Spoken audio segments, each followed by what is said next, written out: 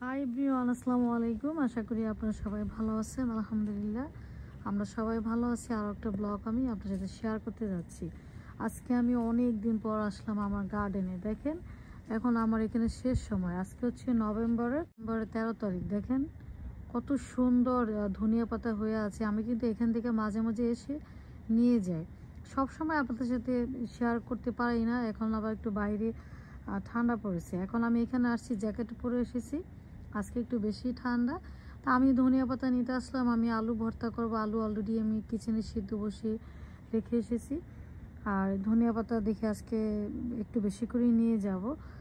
আর গাছগুলো এত ছোট ছিল, মাশাআল্লাহ এখন অনেক বড় গাছগুলো হয়ে গেছে। আমি তো মনে করি সেই গাছগুলো মনে হয় আর হবে না, মারা যাবে। এর মাঝখান দিয়ে অনেক বেশি ঠান্ডা পড়েছিল। ধনিয়া পাতা উঠাবো আর আমার ভিডিও নিয়ে আজকে আপনাদের সাথে কিছু কথা বলবো।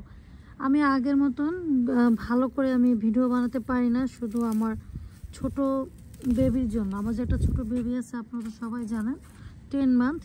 ওর কারণে আমি ঠিক মতন ভালোভাবে ভিডিও বানাতে পারি না। আর ওকে এখন আমার অনেক বেশি টাইম দিতে হয়। ও এখন হাঁটতে পারে, খুব বেশি না, একটু একটু ও হাঁটতে পারে। তো ওকে আমি বেশি টাইম দিই। টাইম দেওয়ার কারণে আমি কি করি দেখবেন, মাঝে মাঝে আপনাদের সাথে আমার আগের ভিডিও আমি শেয়ার করি। আমি গতকালকে একটা ভিডিও আপনাদের সাথে শেয়ার করেছিলাম গার্ডেনে, ওটা হচ্ছে আমার জুলাই মাসের ভিডিও। কি করব, আমি ওকে বেশি টাইম দিয়ে দেখি আমি এভরিডে ভিডিও বানাতে পারি না। তারপর আমি আগে যেমন অনেক সুন্দরভাবে ভিডিও বানাতাম, সেটা ওর কারণে পারি না। আর ইউটিউবে যদি আমি অ্যাক্টিভ না থাকি তাহলে কি হয়, অনেক ফ্রেন্ড আমাকে ভুলে যায়, তারপর ভিউ বলেন, তারপর ফ্রেন্ড কমে যায়, অনেক প্রবলেম হয় যদি ইউটিউবে যদি অ্যাক্টিভ না থাকি। আমি 9 মান্থ প্রেগনেন্ট ছিলাম লাস্ট ইয়ারে। আমি 9 মান্থ আমি ভিডিও দিইনি, এতে করে আমি দেখেছি আমার অনেক ক্ষতি হয়েছে। তাই আমি এখন থেকে আমি যেরকমই ভিডিও আপনার সাথে শেয়ার করি ওইটি আপনারা একটু দেখবেন আমার ভিডিও। আমি তো ছোট বেবির জন্য পারি না। আর দেখেন এখন তো পানি দেওয়া হয় না, আমি এই যে টান দিয়ে উঠিয়েছি, গাছের গোড়া একেবারে মাটির ভিতরে যে থেকে গেছে, একটু শক্ত হয়ে গেছে। হ্যাঁ, গাছের গোড়াগুলা পানি দেওয়া হয় না, পানি না দিলে দেখা যায় মাটি কি হয়, শক্ত থাকে।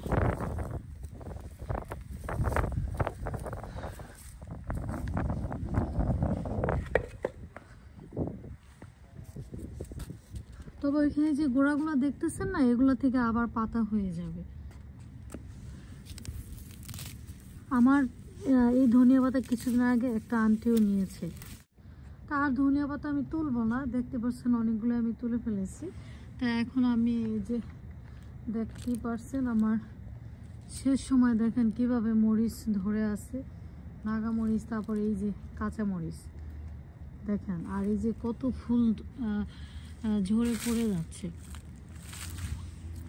শেষ সময়, এখন কিভাবে মরিচ ধরে আছে। আর এই মাসে আমরা এই গাছগুলা দেখি এটাকে কি উঠাবো নাকি কেটে ফেলে দিব বুঝতে পারতেছি না। কারণ শীতের ভিতরে দেখা যায় খুব বেশি একটা গাছ এগুলা হয় না। অনেকেই আমি দেখেছি গাছ উঠিয়ে রাখলে কি হবে, এগুলো অনেক বেশি টেক কেয়ার করতে হয়।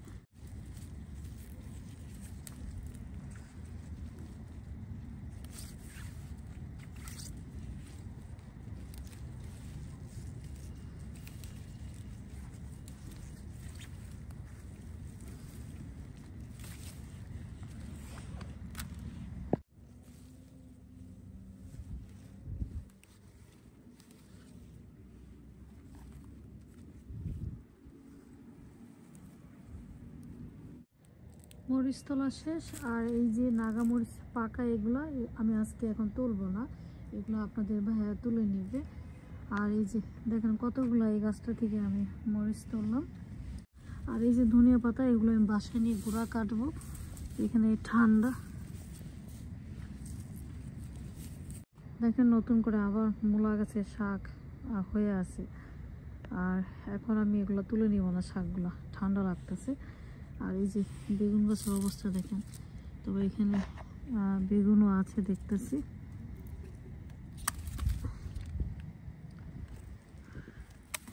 শেষ সময় গাছের অবস্থা খুবই খারাপ। তারপরে যে গাছে যে বেগুন ধরেছে একটু বেশি।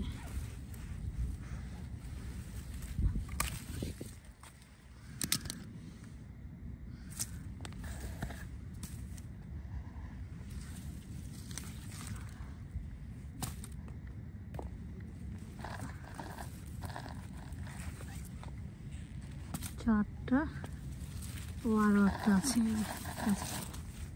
ও এটা নিব না, এটা কি জানি খেয়ে ফেলেছে, নষ্ট হয়ে গেছে। যাই হোক, এখান থেকে আমি 4টা বেগুন নিলাম। এখন দেখি ওই সাইডে আসেনি বেগুন, এই সাইডের অবস্থা দেখেন কি অবস্থা হয়ে আছে। স্ট্রবেরি গাছ দেখেন, স্ট্রবেরি গাছে আবার নতুন করে যে ফুল আসতেছে। তো এখন তো শীত চলে এসেছে, আবার দেখেন এই যে নতুন করে আবার এই যে স্ট্রবেরি এই যে নতুন করে আবার হচ্ছে।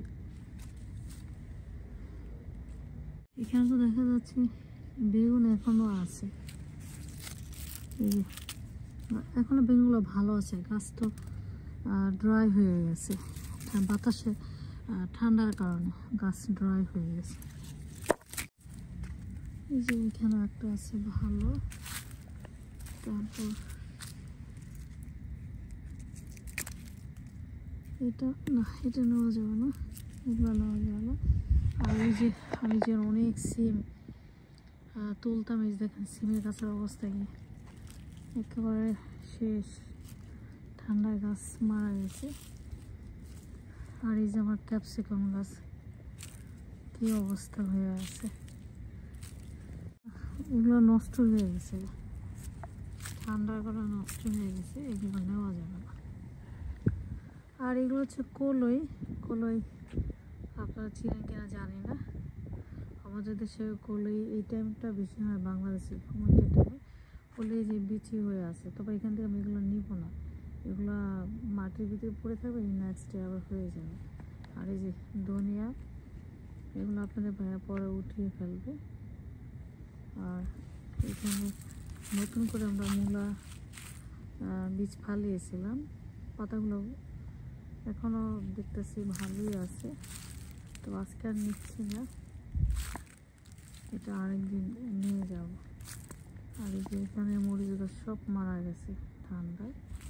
আর এই যে দেখেন টমেটো গাছের অবস্থা, যাকে এখনও টমেটো আছে, এই যে নিয়ে যাই।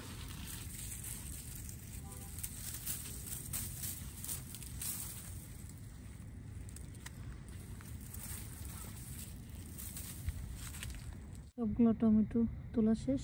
আর দেখতে পাচ্ছেন মাশাআল্লাহ ভালোই শেষ সময়তে গার্ডেন থেকে ভেজিটেবল আমি তুললাম।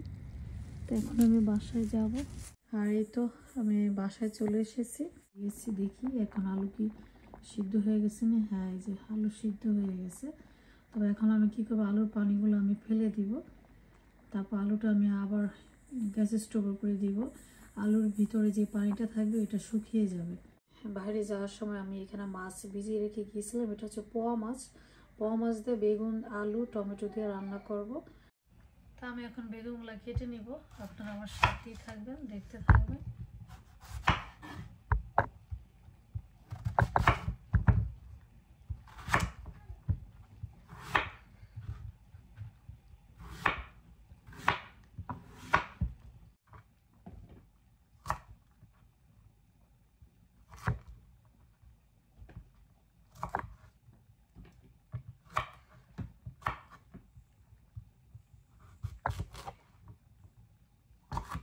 মাছটা ওয়াশ করে নিয়েছি, আর অলরেডি এখানে আমি মশলাটা বসিয়ে দিয়েছি।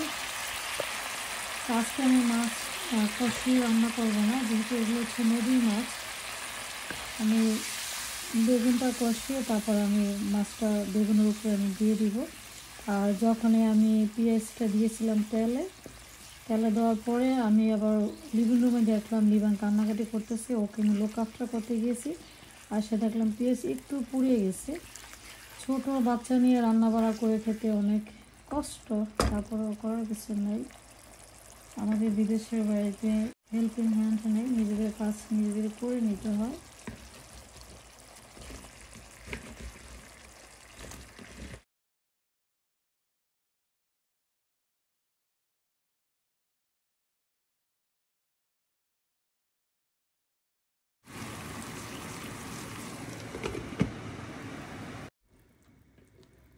অফ ক্যামেরাতে আমি পানি দিয়েছি বেগুনে, আর এই যে এখন মাছগুলো দিয়ে দিচ্ছি। এটা নদীর মাছ দেখে আমি কষালাম না, এই মাছে কোনো গন্ধ বা এরকম নাই।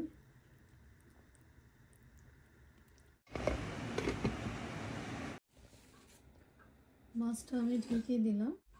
এখন আমি আলু ভর্তা করব। আমি এখানে গার্ডেনের পেঁয়াজ, এই পেঁয়াজ কিন্তু আমি অনেক দিন আগে উঠিয়েছিলাম। গার্ডেনের এই যে কাঁচামরিচ যেটা এখন আনলাম, আমি ছোট করে কেটে নিয়েছি। গার্ডেনে ধনেপাতা কেটে রেখেছি। এখানে কিছুটা দিব মাছে, আর কিছুটা আমি আলু ভর্তাতে ইউজ করব। লবণ দিয়ে দেব।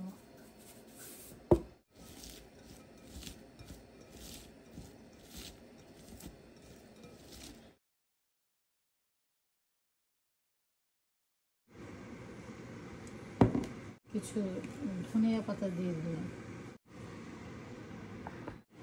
আমার আলু ভর্তাটা হয়ে গেছে। মাছটা আরও হবে, এখনো হয়নি। এই দেখেন, ও এখন ঘুম আসবে। ওকে আমি এখানে রেখে আমি রান্না করি, আর একটু পর পর এসে কী করি, ওকে আমি লুক আফটার করি।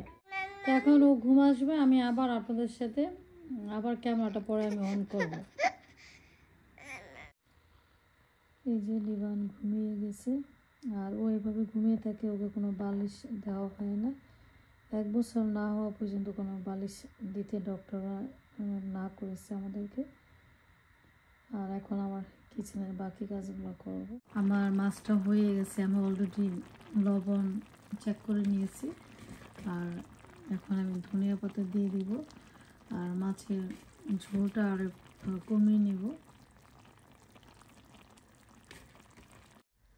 এই তো আমার মাছ রান্না করা হয়ে গেছে, আর এই যে আলু ভর্তা। এখন হচ্ছে আমি খাবার খাবো। আমার এখানে এখন 6টা বাজে। বিকাল বলবো না, কারণ আমাদের এখানে এখন খুব তাড়াতাড়ি এখন রাত হয়ে যায়, 5টার কাছাকাছি রাত হয়ে যায়। তো আমার এই 2টা আইটেম রান্না করার কথা ছিল আরও অনেক আগে। বারবার আমাকে ডিবানকে লুক আফটার করতে হয়, এই জন্য আমার লেট হয়ে গেল। তো খাবার খেতে খেতে আপনার কাছ থেকে বিদায় নিচ্ছি। এই ছিল আজকে আমার ব্লগ। আজ এই পর্যন্ত। ভালো থাকবেন, সুস্থ থাকবেন। আল্লাহ হাফেজ।